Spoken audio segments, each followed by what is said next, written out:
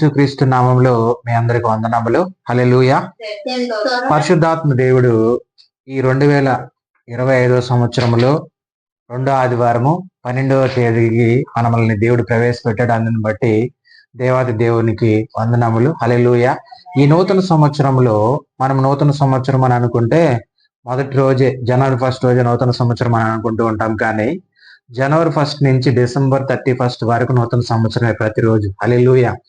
దేవుణ్ణి మనం ఆరాధిస్తూ, దేవునికి దగ్గరగా ఉంటూ, దేవునితో నడుస్తూ, దేవుని సత్యమును ధ్యానిస్తూ మనం ముందుకు వెళ్తూ ఉన్నప్పుడు మన జీవితంలో ప్రతిరోజు ఏమై ఉంటదంటే నూతన సంవత్సరం అయి ఉంటది. అయితే ఈ నూతన సంవత్సరంలో దేవుణ్ణి మనము ఏమడగాలంటే, అయా నాకు ఆత్మ ఫలములతో నా హృదయం నింపు అని చెప్పి దేవుణ్ణి అడగాలి. ఈ ఆత్మ ఫలములు మన జీవితంలో ఫలించాలి అని అంటే జీవం కలిగిన దేవుణ్ణి మనం మొదట మన హృదయంలో ప్రతిష్ఠించుకోవాలి. హల్లెలూయా. అయితే మనం జ్ఞాపకం చేసుకుందాం. గలతీయులకు రాసిన పత్రిక 5వ అధ్యాయం 22వ వచనము మనం జ్ఞాపకం చేసుకుంటే మన అందరికి తెలిసిన విషయమే. అయితే ఆత్మ ఫలం ఏమనగా ప్రేమ, సంతోషము, సమాధానము, దీర్ఘశాంతము, దయాలత్వము, మంచితనము, విశ్వాసము, సాత్వికము, ఆశా నిగ్రహము. ఇవి 9 ఫలములు. ఈ 9 ఫలములు మన జీవితంలో ఏమవ్వాలంటే ఫలించాలి. అదే విధముగా మనం జ్ఞాపకం చేసుకుంటే ఇవి ఆత్మకు సంబంధించినటివి, శరీరానికి సంబంధించినట్టు కూడా పై వచనంలో ఉంటాయి. ఒకసారి చదవండి. 19వ వచనం చదవండి. శరీర కార్యములు స్పష్టమై ఉన్నవి ఏవనగా జారత్వము, అపవిత్రత, కామకత్వము, విగ్రహారాధన, అభిచారము, దేశములు, కలహము, మత్సరములు, క్రోధములు, కక్షలు, భేదములు, విమతములు, అసూయలు, మత్తతులు, అల్లరితో కూడిన ఆటపాటలు మొదలైనవి. వీటిని గూర్చి నేను మునుపు చెప్పిన ప్రకారము ఇట్టి వాటిని చేయువాడు దేవుని రాజ్యమును స్వతంత్రించుకొనరని మీతో స్పష్టంగా చెప్తున్నాను అంటూ ఉన్నాడు. అయితే చూడండి, ప్రతి ఒక్కటి 2 మార్గాలు ఉంటాయి. ఒకటి భౌతికమైనది, రెండోది ఆత్మ సంబంధమైనది. ఆత్మ సంబంధమైన మార్గము నీకేం బోధిస్తుందని అంటే నేను ఆత్మతో నింపబడమంటుంది. అదే ఆత్మ ఫలాలు కలిగి ఉండమని చెప్తూ ఉంది. భౌతిక సంబంధమైనది ఈ శరీర కార్యములు ఒకవేళ మన జీవితంలో ఉంటే మనం ఏం చేయమంట, దేవుని రాజ్యమును స్వతంత్రించుకోలేము, దేవునికి ఇష్టలుగా ఉండలేము, దేవునితో అంటకట్టబడి ఉండలేము. ఒకవేళ దేవుడు ఈరోజు వస్తే ఆయన నా రాకడలో, 2వ రాకడలో మనము ఏమై ఉంటామని అంటే ఆ శరీర కార్యంలో ఒకవేళ కలిగి ఉంటే దేవుని రాజ్యంలోనికి మనకు ప్రవేశం లేదు. అయితే ఈ ఆత్మ ఫలములతో ఒకవేళ మనం నిండి ఉంటే ఖచ్చితంగా దేవుని రాజ్యమును మనం ఏం చేయగలుగుతాము, స్వతంత్రించుకోగలుగుతాం. ఇక్కడ మనము మొదట ప్రేమ ఉంది. అదే విధముగా రెండో విషయం ఏంటనంటే ప్రేమ, సంతోషము, సమాధానము, దీర్ఘశాంతము. ఈ 4 విషయాల గురించి ఈరోజు మనము ధ్యానించుకుందాము. 9 ఉన్నాయి ఫలములు. ఈ 4 ఫలముల గురించి మనం ధ్యానించుకుందాము. అయితే మనము జ్ఞాపకం చేసుకోవాల్సింది ఏంటంటే చూడండి, ఇక్కడ ప్రేమ అని ఉంది. ఈ ప్రేమ లోకములో ఒక రకంగా ఉంటది, అదే ఆత్మ సంబంధమైన ప్రేమ ఒక రకంగా ఉంటది. ఆత్మ సంబంధమైన ప్రేమ ఏం చేసిందంటే ఈ లోకముని ఎంతో ప్రేమించింది, ఈ లోకంలో ఉన్న పాపిని ప్రేమించింది. హల్లెలూయా. ఈ లోకంలో ఉన్న ప్రతి ఒక్కరికి పాపము నుంచి రక్షణ ఇవ్వడానికి తండ్రి తన కుమారుని ఏం చేశాడు, ఈ లోకానికి ప్రేమించాడు, ఈ లోకానికి పంపించాడు. ఈ లోకమును ఎందుకు ప్రేమించాడు అనంటే లోకంలో ఉన్న ప్రతి పాపిని పాపము నుంచి రక్షించుట కొరకు ఆయన ఈ లోకంలోనికి విడవకూడని భాగ్యమును విడిచి ఈ భూమిపైకి ఆయన రావడం అనేది జరిగింది. ఎందుకనంటే ఇక్కడ మనం జ్ఞాపకం చేసుకుంటే ఈ రోజు ఈ ఆత్మ ఫలములు నీలో ఉండాలి అని అంటే దేవునికి కలిగిన మనసును నువ్వు కలిగి ఉండాలి. హల్లెలూయా. యేసు క్రీస్తు ప్రభు వారికి కలిగిన మనసును నువ్వు కలిగి ఉండాలి. ఇక్కడ ప్రేమ అంటూ ఉన్నాడు. ఈరోజు లోకంలో ప్రేమను మనం జ్ఞాపకం చేసుకుంటే తల్లిదండ్రుల ప్రేమ ఒకలాగా ఉంటది, అదే విధంగా ఫ్రెండ్స్ ప్రేమ ఒకలాగా ఉంటది, మన యవ్వనంలో ఉన్నప్పుడు మన యవ్వన ప్రేమ ఒకలాగా ఉంటది, కానీ దేవుని ప్రేమ మాత్రం ఎప్పుడు శాశ్వతంగా ఉంటది. హల్లెలూయా. అయితే చూడండి, మనం ఎక్కువగా నాకు చాలా మంది ఫ్రెండ్స్ ఉన్నారు, వాళ్ళ ప్రేమ చాలా గొప్పది అని మనం చెప్పుకుంటూ ఉంటాం. ఫ్రెండ్ అనే దానికి లాస్ట్ లో ఈఎండి, ఎండ్ అనే ఉంటది. హల్లెలూయా. చూడండి, FRIEND, ఫ్రెండ్, ఎండ్. అదే విధంగా గర్ల్ ఫ్రెండ్, బాయ్ ఫ్రెండ్, అదే విధంగా ప్రతి ఒక్క ఫ్రెండ్ విషయంలో లాస్ట్ లో ఏముంటదంటే ఎండ్ అనేది ఉంటది. కానీ యేసు క్రీస్తు ప్రభు వారి ప్రేమలో మాత్రము అది శాశ్వతమైనది, దానికి ఎండ్ అనేది లేదు. స్టార్టింగ్ లో ఎలాగుందో ఎండింగ్ వరకు అసలు ఎండ్ అనేది లేదు. కానీ తరతరములకి ఆ ప్రేమ ఏమవుతుంది, ఆయన పంచి పెడుతూనే ఉన్నాడు. తరతరములకు, తరము వెంబడి తరముకి ఆయన ఏం చేస్తుండో ఆయన ప్రేమని పంచి పెడుతూ ఉన్నాడు. అయితే అట్టి ప్రేమను నువ్వు కలిగి ఉండాలని చెప్పి దేవుడు ఈరోజు నీతో మాట్లాడుతూ ఉన్నాడు. ఆయన వెడవకూడని భాగ్యం విడిచాడు, ఈ భూమిపైకి వచ్చాడు. నీ కొరకు నా కొరకు ఆయన సిలువలో కూడా ఆయన ఏం చేశాడు, మన కొరకు మరణమును ఏం చేశాడు, జయించాడు. ఆ మరణమును జయించే ముందు ఆయన కొన్ని విషయాలు ఆ సిలువలో కూడా చేశాడు. ఏంటో తెలుసా? అయ్యా, వీరు ఏం చేస్తున్నారు, వీరు ఎరగరు కనుక వీరిని ఏం చేయాలి, క్షమించమన్నాడు. అంటే ఆయన ప్రేమ ఎంత గొప్పది చూడండి, ఆయన మనసు ఎంత గొప్పది. ఆయన సిలువు సహితం సిలువులో ఉండి అంత భయంకరమైన స్థితిలో ఉన్నా కూడా సరే ఆయన ఏం చేస్తున్నాడు అంటే నీ గురించి నా గురించి ఆలోచిస్తూ ఉన్నాడు. ఆయన చాలా గొప్ప ప్రేమ. నీ ప్రేమ నా ప్రేమ ఎలాగంటే చూడండి, మనం డబ్బు ఇస్తే ప్రేమిస్తాము, ఆస్తులు ఇస్తే ప్రేమిస్తాము, లేకపోతే ఇంకా రకరకాల ప్రేమలు ఉంటాయి మనకి. మనం ఏదన్నా ఒకరికి ఇస్తే వాళ్ళు మనకిస్తారు. అదే విధంగా చూడండి, మనం వాళ్ళకి పెడితే వాళ్ళు మనకి పెడతారు. అదే విధంగా చాలా రకాల ప్రేమలు ఈ లోకంలో ఉన్నాయి. కానీ అవేవి కూడా దేవుని నీతిని నెరవేర్చలేవు. అవేవి కూడా దేవుని రాజ్యమును స్వతంత్రించుకోలేవు. అవేవి కూడా నిన్ను పరలోక రాజ్యమునకు తీసుకెళ్లలేవు, చేర్చలేవు. అయితే దేవుని ప్రేమను నువ్వు కలిగి ఉంటే, ఖచ్చితంగా ఈ ఫలములు నీలో ఉంటే ఒకవేళ నీ జీవితము ఎలాగుంటుందో తెలుసా, నువ్వు పరలోక రాజ్యమును స్వతంత్రించుకోగలుగుతావు. అదే నీలో ఒకవేళ శరీర క్రియలు ఉన్నాయనుకోండి, శరీర కార్యములు నీలో ఉంటే నువ్వు దేవుని రాజ్యము నువ్వేం చేయలేవు, స్వతంత్రించుకోలేవు. అందుకని అంటూ ఉన్నాడు ఇక్కడ ఒక మాట మనం జ్ఞాపకం చేసుకుంటే, చూడండి, లోకా సువార్త 8వ అధ్యాయంలో ఒక మాట ఉంటది, తీయండి, 14-15 వచనాలు చదవండి.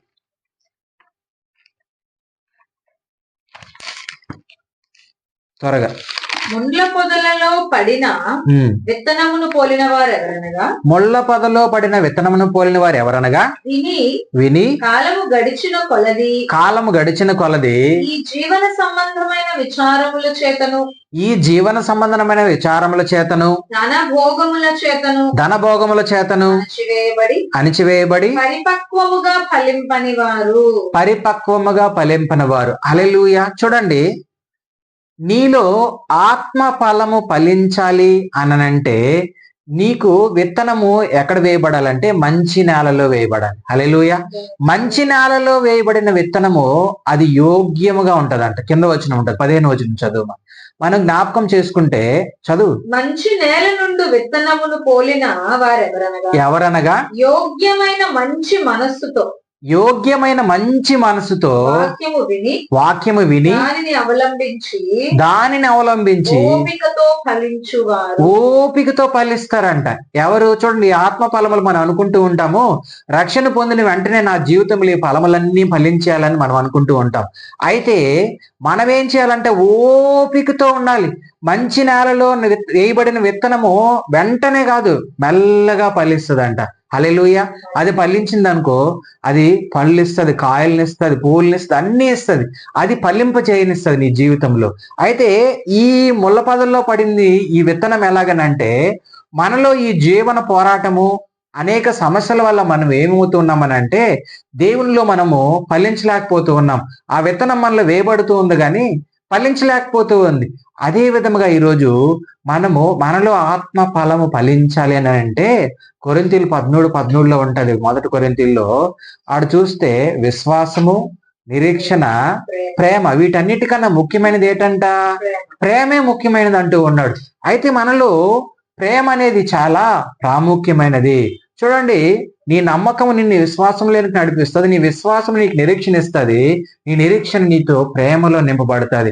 ఈ ప్రేమ నువ్వు కలిగి ఉంటే ఖచ్చితంగా ఈ లోకంలో ప్రతి ఒక్క దానిని మనం ఏం చేయగలుగుతామంటే జయించగలుగుతాం. ఈ ప్రేమ ఎక్కడి నుంచి వచ్చిందంటే పరలోకం నుంచి తండ్రి నీకు దయచేశాడు.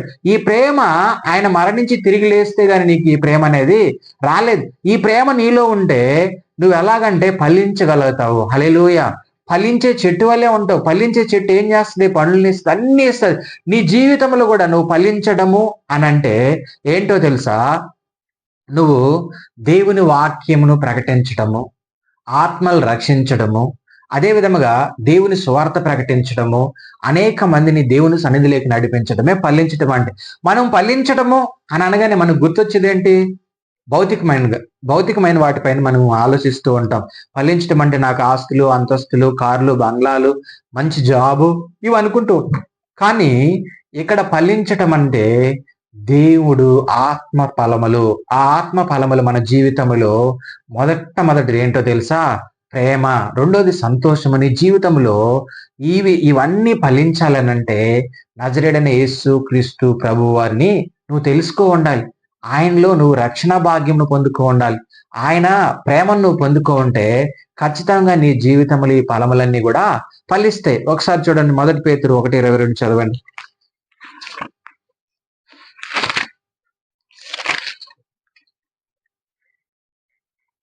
మీరు క్షయబీజము నుండి కాక శాశ్వతమగు జీవము గల దేవుని వాక్యం మూలముగా అక్షయ బీజము నుండి పుట్టిన వారు గనుక నిష్కపటమైన సహోదర ప్రేమ కలిగినట్లు మీరు సత్యమునకు విధేయులవుడి చేత మీ మనుషులను పవిత్రపరుచుకున్న వారై ఉండి ఒకరికొకడు హృదయపూర్వకముగా మిక్కటముగా ప్రేమించుడి అని అంటూ ఉన్నాడు. హల్లెలూయా. ఏం చేయాలంట? మనము క్షయబీజం నుంచి వేసిన వారం కాదు, అక్షయ బీజము. ఈ అక్షయ బీజం అంటే ఆత్మ సంబంధమైనది, పరలోక సంబంధమైన ఆ బీజం నుంచి మనము వేయబడిన వారం కనుక కాబట్టి శాశ్వతమగు జీవము గల దేవుని వాక్యం మూలముగా మనం ఏమై ఉన్నాము? దేవుని వాక్యం మూలముగా పుట్టిన వారమై ఉన్నాము. ఈరోజు దేవుని రక్తం ద్వారా కడగబడిన వారమై ఉన్నాము. దేవుని సత్య లేఖనాలు ఈరోజు మనల్ని ఏం చేస్తున్నాయనంటే సత్యం నుంచి సర్వ సత్యములోనికి, మనములు స్వతంత్రుల నుంచి సర్వ స్వతంత్రంలోనికి దేవుడు ఈరోజు మనల్ని ఏం చేస్తున్నాడు అని అంటే నడిపిస్తూ ఉన్నాడు. ఇక్కడ జీవము గల దేవుని వాక్యం మూలముగా మనం ఏమై ఉన్నామో ఈరోజు పుట్టి ఉన్నామో ఇది ఆత్మ మూలముగా ఫలింపు చేస్తుంది. ఆత్మలను ఏం చేస్తుంది? ఇది ఫలింపు చేస్తుంది. ఇక్కడ అంటూ ఉన్నాడు, పుట్టినవారు గనుక నిష్కపటమైన సహోదరి ప్రేమ మీరు ఏమై ఉండాలి? కలిగి ఉండాలి అని అంటూ ఉన్నాడు. ఈ ప్రేమ మనలో ఉంటే ఖచ్చితంగా యేసుక్రీస్తు ప్రభు వారు సిలువలో నుంచి వీళ్ళని క్షమించమన్నట్టుగా మనలో ఏముండాలి అని అంటే నిష్కపటమైన ప్రేమ. ఈ ప్రేమలో మచ్చ ఉండదు, దాగుండదు, ముడతుండదు, ఇందులో అబద్ధం ఉండదు, అసత్యం ఉండదు. ఈ ప్రేమలో సత్యం ఉంటది, యథార్థత ఉంటది, నీతి ఉంటది, పవిత్రత ఉంటది, పరిశుద్ధత ఉంటది. ఈ ప్రేమ ఎప్పుడు క్షమించే గుణం ఉంటది. ఈ ప్రేమ ఎప్పుడు కూడా ప్రేమించే గుణం ఉంటది. అనేక మందిని తన హక్కును చేర్చుకునే గొప్ప గుణం ఈ ప్రేమకు ఉంటది. హల్లెలూయా. అందుకనే లోకములో మనిషి పాడైపోయి ఉన్నా కూడా సరే ఆయన ఏం చేశాడు తెలుసా? ఆయన గొప్ప కృప చేత ప్రతి ఒక్కరిని, ఆయన కనికరం చూపిన ప్రతి ఒక్కరిని ఏం చేస్తూ వచ్చాడు? రక్షించుకుంటూ వచ్చాడు. ప్రతి ఒక్కరిని ఆయన ఏం చేస్తూ ఉన్నాడు? వెలిగించుకుంటూ వస్తూ ఉన్నాడు. ఈరోజు మనము అట్టి గొప్ప కృపని దేవుడు మనకు అనుగ్రహించి ఉన్నాడు. మనం జ్ఞాపకం చేసుకోవాల్సింది ఏంటి అని అంటే ఈ రోజుల్లో మనము ఈ ప్రేమ విషయంలో చూడండి, మనం ఏం చేస్తూ ఉంటామనంటే మనలో ప్రేమ చల్లారిపోతూ ఉంటది. మన ప్రేమ ఎప్పుడు కూడా చల్లారిపోకూడదు. ఎప్పుడు కూడా చూడండి, ఈ ప్రేమ ఎలాగుండాలని అంటే మొదట ఎలాగుంటుందో చివరి వారికి అదే ప్రేమను కలిగి ఉండాలి. హల్లెలూయా.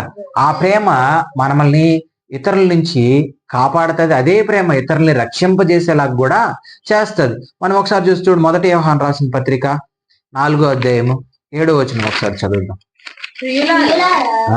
మనము ఒకరినొకడు ప్రేమించము ఎలయనగా ప్రేమ దేవుని మూలముగా కలుగుచున్నది. చూడండి, ప్రేమ ఎవరి మూలంగా కలుగుతుందంట?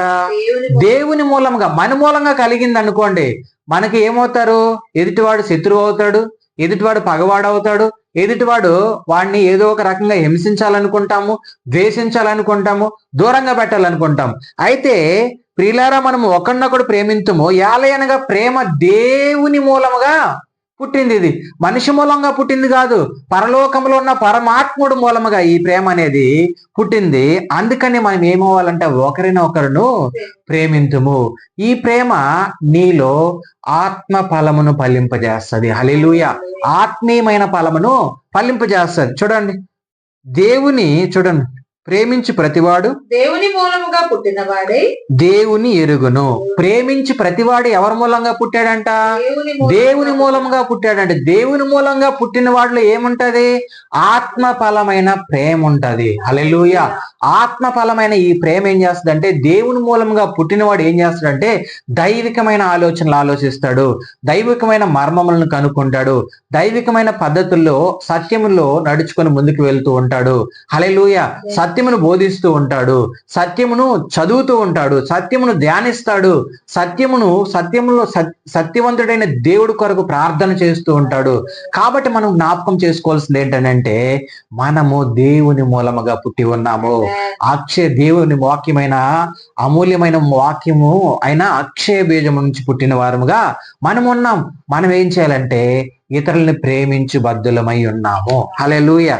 ఇక్కడ మనం ఇంకొక మాట చదివితే చూడు, చదువమ్మ కిందకి. దేవుడు ప్రేమాస్వరూపి, దేవుడు ప్రేమాస్వరూపి, దేవుడు ప్రేమాస్వరూపి. ప్రేమ లేనివాడు దేవుని ఎరుగడు. ప్రేమ లేనివాడు ఎవరిని ఎరగడంట? దేవుణ్ణి ఎరగలేడు. ఎందుకనంటే వాళ్ళు ఏం లేదు, ఫలం లేదు, ఆత్మ ఫలం అనేది వాళ్ళు ఫలించటం లేదు. ప్రేమ లేకపోతే ఏమవుతుంది? చూడండి, ఒకసారి జ్ఞాపకం చేస్తున్నా ఒక మాట. యోహాను సువార్త చూడండి 15:2 ఒకసారి చదువు.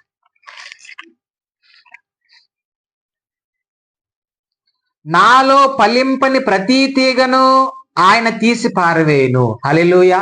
ఏం చేస్తాడంట? ఆయనలో ఫలింపని ప్రతి తీగను ఏం చేస్తాడు? తీసి పారవేసి ఎక్కడేస్తాడు తెలుసా? అగ్నిలో వేసేస్తాడు, నరికేసి. ఎందుకు? ఆయనలో ఫలించలేదు. ఒకవేళ నువ్వు ఆయనలో ఫలిస్తే ఏమవుతావు? బహుగా ఫలిస్తావు అని అంటాడు. హల్లెలూయా. ఆయనలో నువ్వు ఫలిస్తే ఎలా ఫలిస్తావు? బహుగా ఫలిస్తావు. నీ జీవితంలో ఆత్మ ఫలములు 9 దేవుడు ఏం చేస్తాడంటే ఫలింపజేస్తాడు. కొందరికి ప్రేమ అనే ఫలం ఉందనుకోండి, మిగిలిన ఫలాలు వాళ్ళ జీవితంలో ఉండకపోవచ్చు. నీలో ప్రేమ అనే ఫలమును మొదట నువ్వు ఉంటే ఖచ్చితంగా ప్రతి ఫలము నీ జీవితంలో ఏమవుతూ ఉంటదంటే ఫలిస్తూ ఉంటది. ఇది ఎందుకనంటే ఈ ప్రేమ అనేది దేవుని మూలముగా పుట్టినది. ఇది లోక సంబంధమైనది కాదు, ఇది భౌతిక సంబంధమైనది కాదు, ఇది పరలోక సంబంధమైనది. ఇది తండ్రి ద్వారా తన కుమారు ద్వారా ఈ భూమిపైకి పరిశుద్ధాత్మ ద్వారా మన అందరము పొందుకొని ఉన్నాం ఈ ప్రేమని. అందుకనే దాన్ని ఆత్మ ఫలము అని అంటూ ఉన్నాడు. హల్లెలూయా. చూడండి, కిందకి చదువుమా. మొదటి యోహాను. మనము ఆయన ద్వారా జీవించినట్లు దేవుడు తన అద్వితీయ కుమారుని లోకానికి పంపెను. దీనివల్ల దేవుడు మన యందు ఉంచిన ప్రేమ ప్రత్యక్షపరచబడును. హల్లెలూయా. పరలోకం నుంచి తన కుమారుని లోకానికి పంపించటం వలన మన యందు ఏమైందంట? ఆ ప్రేమ ఏమైంది? ప్రత్యక్షపడింది, అంటే ఏర్పరచబడింది. అందులో ఉన్న ప్రేమ అంటే ఏందో, అందులో ఉన్న సత్యం అంటే ఏందో, అందులో ఉన్న పరిశుద్ధత అంటే ఏందో, అందులో ఉన్న నీతి అంటే ఏందో, అందులో ఉన్న యథార్థత ఏందో ఈ రోజు నువ్వు నేను తెలుసుకొని ఉన్నాము. ఎందుకు? ఆయన కుమారుడి లోకానికి వచ్చాడనే సత్యమును మనం తెలుసుకున్నాము. ఆయన రాజులకు రాజు, ప్రభువులకు ప్రభు అని తెలుసుకున్నాము. అన్ని నామములు కలిగిన పైనామం కలిగిన యేసుక్రీస్తు ప్రభువారు అని తెలుసుకున్నాము. ఆయనలో నిత్య జీవం ఉందని తెలుసుకున్నాము. ఆ జీవమును మనకు దయచేసాడని మనం తెలుసుకున్నాం. కాబట్టి ఈ రోజు మనం ఏమై ఉన్నాము? ఆయన చూడు, అద్వితీయ కుమారుని లోకంలోకి పంపెను. దీని వలన దేవుడు మన యందు ఉంచిన ప్రేమ ప్రత్యక్షపరచబడెను. మన యందు ఉంచబడిన ప్రేమ ప్రత్యక్షపరచబడెను. మనము దేవుని ప్రేమించితిమి. చూడండి, మనము దేవుణ్ణి ప్రేమించితమని కాదు, తానే మన వలన ఏం చేశాడు? మొదట ప్రేమించి మన పాపములకు ప్రాయశ్చిత్తమై ఉండుటకు, మన పాపములను ప్రాయశ్చిత్తమైనటకు కుమారుని పంపెను. తన కుమారుని లోకానికి పంపాడు. హల్లెలూయా. ఇందులో ఏముంది? ప్రేమ ఉంది. అందులో ఏముందంట చూడు. ఈరోజు మనం పంపిస్తామా ఎక్కడికైనా? ఇప్పుడు ఈరోజు 4 రోజులు మనం ఇలాగ బయటికి పంపించాలని అంటే వేరే దగ్గర క్యాంప్కి మనం ఏం చేస్తున్నామో ఆలోచిస్తూ ఉన్నాం. మన పిల్లలు అక్కడ ఎలా చేసుకుంటారు, ఎలాగా ముందుకు వెళ్తారు, 4 రోజులు ఎలాగ ఉండాలి వాళ్ళు లేకుంటారు. కానీ పరలోకంలో ఉన్న తండ్రి మాత్రం అలాగ ఆలోచించలేదు. ఈ లోకములో ఉన్న పాపమును తీసివేయట కొరకు తన కుమారుణ్ణి, ఒకగానొక కుమారుని లోకానికి పంపించాడు. ఎందుకు తెలుసా? నీలో నాలో ఉన్న పాపమును తీసివేసి ఆయన ప్రేమను మనలో ప్రత్యక్షపరుచుకున్నట్టు కొరకు తన కుమారుని లోకానికి పంపించడం అనేది జరిగింది. అయితే చూడండి, మన పాపములను ప్రాయశ్చిత్తమైనకు తన కుమారుని పంపెను. ఇందులో ప్రేమ ఉన్నది. ఇందులో ఏమై ఉన్నదంట? ప్రేమ ఉన్నది. ఒక మనిషి మరణించి తిరిగి లేయటం అంటే అంత ఈజీ విషయము కాదు. అందులో ఏమైందంట? ప్రేమ ఉంది. అంత గొప్ప ప్రేమని దేవుడు మనకు అనుగ్రహించి ఉన్నాడు. చూడండి, ఇదే ప్రేమ ఇజ్రాయెల్కి, చూడండి మనం జ్ఞాపకం చేసుకుంటే ఇజ్రాయెల్ ప్రజలు 430 సంవత్సరాలు చెరలో ఉన్నారు. చెరలో ఉన్నప్పుడు వాళ్ళు ఎలాగున్నారో తెలుసా? ప్రతిరోజు దేవుణ్ణి అడుక్కుంటూ ఉన్నారు, దేవుని గోజారుతూ ఉన్నారు, దేవునికి దగ్గరగా ఉన్నారు. వాళ్ళు చెరలో ఉన్నప్పుడు ఎప్పుడైతే చెర నుంచి విడుదలైపోయారో ఏమయ్యారో తెలుసా? దేవునికి దూరం అయిపోయారు, లోకానికి దగ్గర అయిపోయారు. ఎందుకు? వాళ్ళకి చెరలో ఉన్నప్పుడు మాత్రము దేవుని అవసరం వచ్చింది. చెర నుంచి బయట వచ్చిన తర్వాత ఏమైందంటే వాళ్ళు లోకంలో ఉన్న ఈ లోకాశల్లో పడిపోయి దేవునికి దూరం అయిపోయినారు, లోకానికి వాళ్ళు దగ్గర అయిపోయారు. దేవుని ప్రేమకు దూరం అయిపోయారు, లోకంలో ఉన్న ప్రేమకి దగ్గర అయిపోయారు. అయితే మనం జ్ఞాపకం చేసుకోవాల్సింది ఏంటంటే 2024 సంవత్సరాల క్రితం నీ కొరకు నా కొరకు ఆయన ఈ భూమిపైకి వచ్చి మరణించి తిరిగి లేచి ఆయన ఇచ్చిన గొప్ప ప్రేమ ఏంటో తెలుసా నీకు? ఈ లోకం నుంచి నిన్ను ప్రత్యేకపరిచాడు. హల్లెలూయా. నువ్వు జ్ఞాపకం చేసుకోవాలి దాన్ని.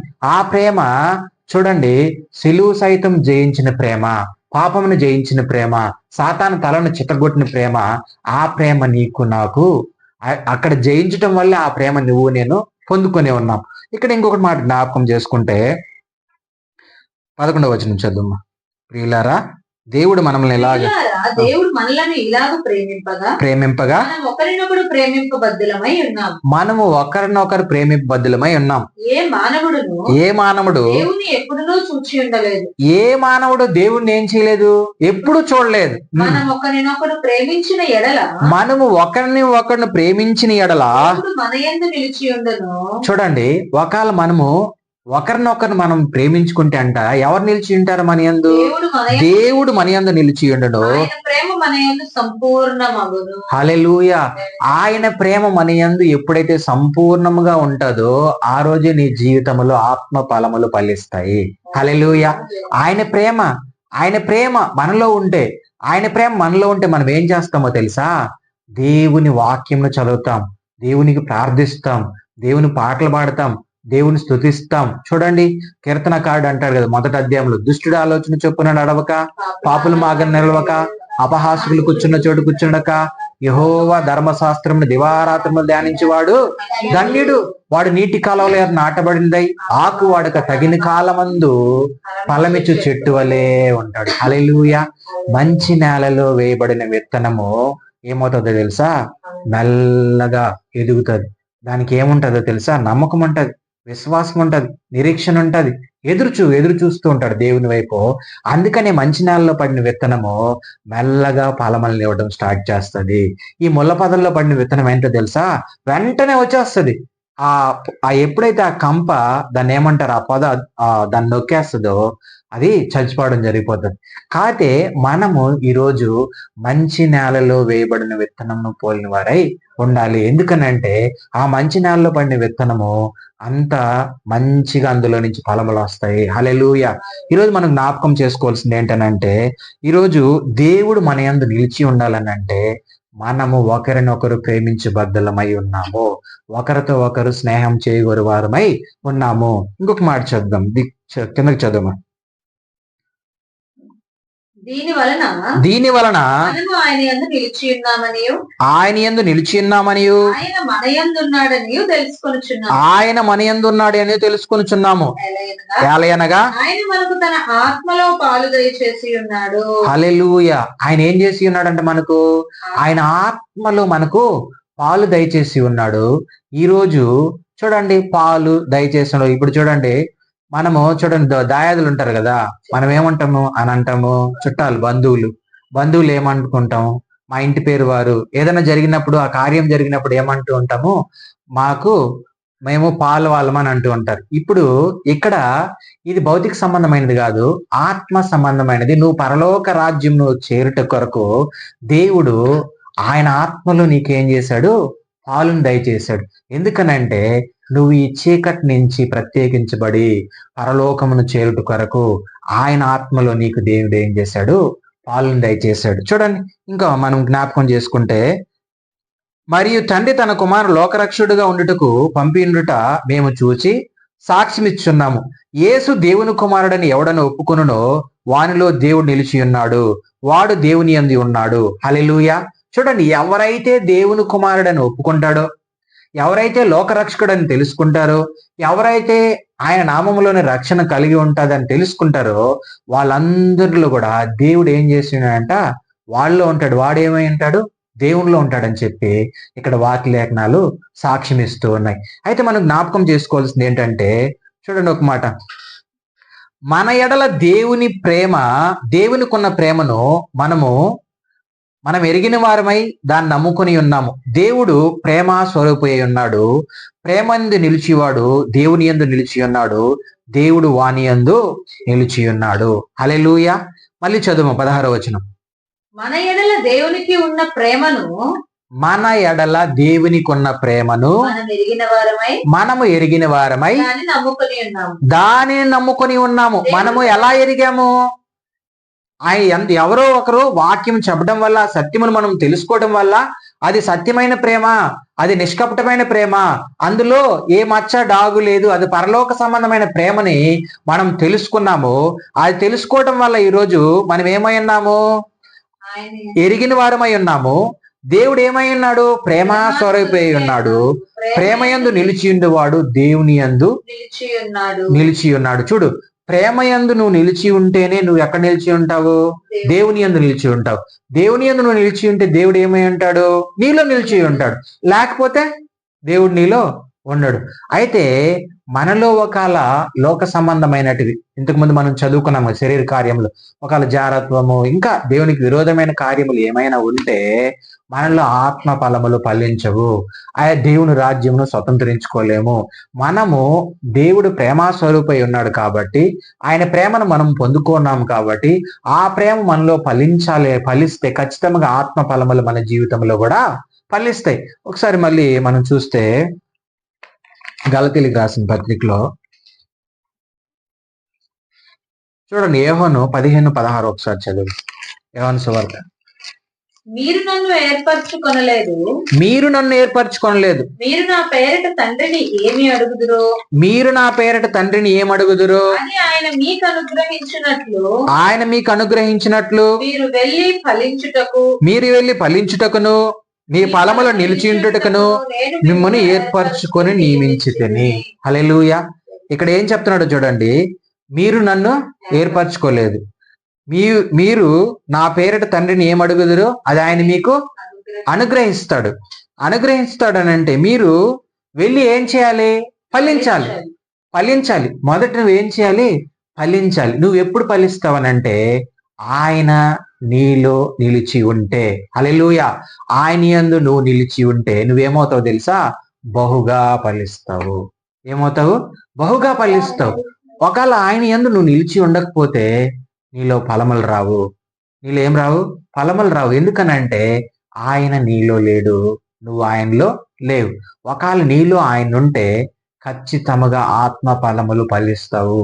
ఆత్మ ఫలములు అనంటే మనం చెప్పుకున్నాం ఏంటి? ప్రేమ, సమాధానము, సంతోషము, దీర్ఘశాంతము, దయాలత్వము, మంచితనము, విశ్వాసము, అదే విధముగా ఆశా నిగ్రహము, ఇవన్నీ ఉన్నాయి. మన సాత్వికము, ఇవన్నీ మన జీవితంలో ఫలించాలి అని అంటే నజరేయుడైన యేసు క్రీస్తు ప్రభు వారిని నువ్వు ప్రతిష్ఠించుకోవాలి. ఆయనే సత్యమైన దేవుడని నువ్వు తెలుసుకోవాలి. ఆయన తప్ప ఇంకెవరు నిన్ను ఈ లోకంలో రక్షించరని తెలుసుకోవాలి.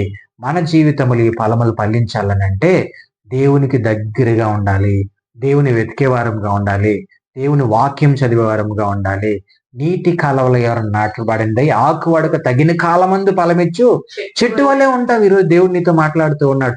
అలాగే నేను చేయాలనుకుంటూ ఉన్నాడు. నీ జీవితంలో ఆత్మ ఫలాలు ఫలింపు చేయాలనుకుంటూ ఉన్నాడు. అయితే నువ్వు చేయవలసింది ఏంటో తెలుసా? నీ హృదయమును దేవునికి అప్పగించు. నీ హృదయమును దేవుని పాదముల దగ్గర కుమ్మరించు. ఖచ్చితంగా దేవుడు నీకేం చేస్తాడు తెలుసా? నీ జీవితమును మంచి ఆశీర్వాదముతో, ఆత్మ సంబంధమైన ఆశీర్వాదముతో, పరలోక సంబంధమైన ఆశీర్వాదాలతో దేవుడు నిన్ను నింపుతాడు. అప్పుడు నువ్వేం చేస్తావనంటే నువ్వు ఫలించగలుగుతావు.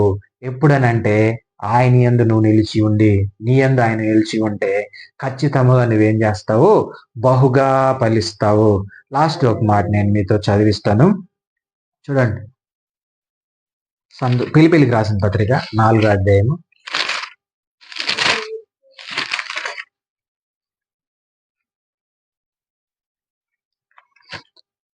మన జీవితంలో సంతోషం ఎప్పుడు ఉంటుందో చూడండి. 4వ అధ్యాయం 4 నుంచి.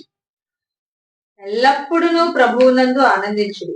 ఎల్లప్పుడూ ప్రభువునందు ఆనందించుడి. మరలా చెప్పేదను ఆనందించుడి. మీ సహనమును సకల జనులకు తెలియనీకుడి. తెలియబడనీయుడి. ప్రభువు మీకు సమీపముగా ఉన్నాడు. మళ్ళీ చదువమ్మది. ఎల్లప్పుడూ ప్రభువునందు ఆనందించుడి. మరలా చెప్పేదను ఆనందించుడి. ప్రభువు సమీపముగా ఉన్నాడు. మీ సహనమును సకల జనులకు తెలియబడనీయుడి. ప్రభువు సమీపముగా ఉన్నాడు. చాలు. ప్రభు ఏమై అన్నాడంట? సమీపముగా ఉన్నాడు. ఎల్లప్పుడు మనం ఏం చేయాలి? ప్రభువు నందు ఆనందించాలి. లోకం నందు కాదు, చీకటి నందు కాదు, సినిమాల నందు కాదు, టీవీ నందు కాదు, ఫోన్ నందు కాదు, కానీ ఈ లోకమునందు కాదు, ప్రభువు నందు ఆనందించాలి. ప్రభువు నందు ఆనందించాలని అంటే నువ్వు సత్యమును చదవాలి. హల్లెలూయా. సత్యమును ధ్యానించాలి, సత్యమును వెతకాలి. సత్యములో నీకు దొరకందంటూ ఈ సృష్టిలో లేదు. ఈ సత్యము నువ్వు వెతికితే, ఈ సత్యము నువ్వు చదివితే, ఈ సత్యం నువ్వు ధ్యానిస్తే నీకు అనేక మర్మములు దేవుడు బోధించి నిన్ను ఆనందింపజేసి సంతోషముగా నిన్ను ముందుకు నడిపిస్తాడు. దేవుడు ఇటు మాటలు దీవించును గాక.